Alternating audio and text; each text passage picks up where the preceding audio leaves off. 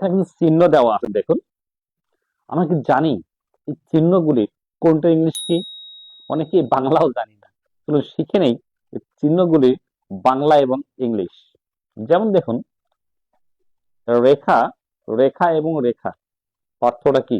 চলো শিখে নেই সুন্দর পার্থক্য এবং ইংলিশ। 1 মিনিট। প্রথম দেখুন, আমরা জানি রেখা মানে হচ্ছে লাইন। এখানে এটিও রেখা, এটিও রেখা। পার্থক্যটা হচ্ছে ঠিক মানে মোটা বা পুরু, থিন মানে হচ্ছে পাতলা বা হালকা রেখা বা চিকন দাড়ি বলতে পারি আমরা। এটা হচ্ছে রেখা।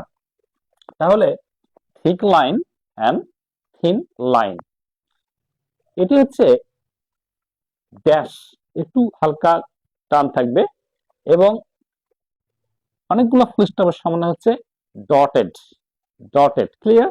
ওকে। যদি আবার দুটি রেখা থাকে সমান সমান, তার নামটা হচ্ছে প্যারালাল। প্যারালাল মানে হচ্ছে দুটি রেখা সমান সমান, এটার নাম হচ্ছে সমান্তরাল বা প্যারালাল।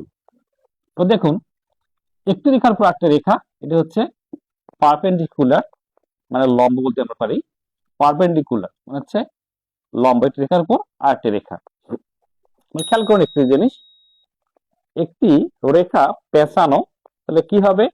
লপি, লপি। এবং ঠিক মশার কয়েলের মতো খেয়াল করুন, এটি হচ্ছে স্পাইরাল। স্পাইরাল হচ্ছে মশার কয়েলের মতো পেঁচানো। এদিকে আসুন, ঠিক পানির ঢেউয়ের মতো, এটি হচ্ছে ওয়েভি। ওয়েভি হচ্ছে পানির ঢেউয়ের মতো এরকম থাকবে তরঙ্গ। এটা হচ্ছে লম্বা টান, বাঁকা টান, বাঁকা রেখা হচ্ছে ডায়াগোনাল। ডায়াগোনাল মানে হচ্ছে, দেখুন খেয়াল করুন, এটা হচ্ছে ভার্টিক্যাল। এটি খাড়া টান বা লম্বা হচ্ছে ভার্টিক্যাল। খেয়াল করুন একটু চাঁদের মতো, মধ্যে হচ্ছে কার্ভড। কার্ভড মানে হচ্ছে চাঁদের মতো বাঁকানো এবং ঠিক তরঙ্গ মতো উঠবে এবং নামবে, এটা হচ্ছে জিগজ্যাগ, জিগজ্যাগ। ঠিক, দেখুন খেয়াল করুন। আর কোনো সমস্যা নয় চিহ্নগুলো নিয়ে। So follow for more video. Let's stay with me by Sakunda channel. Thank you.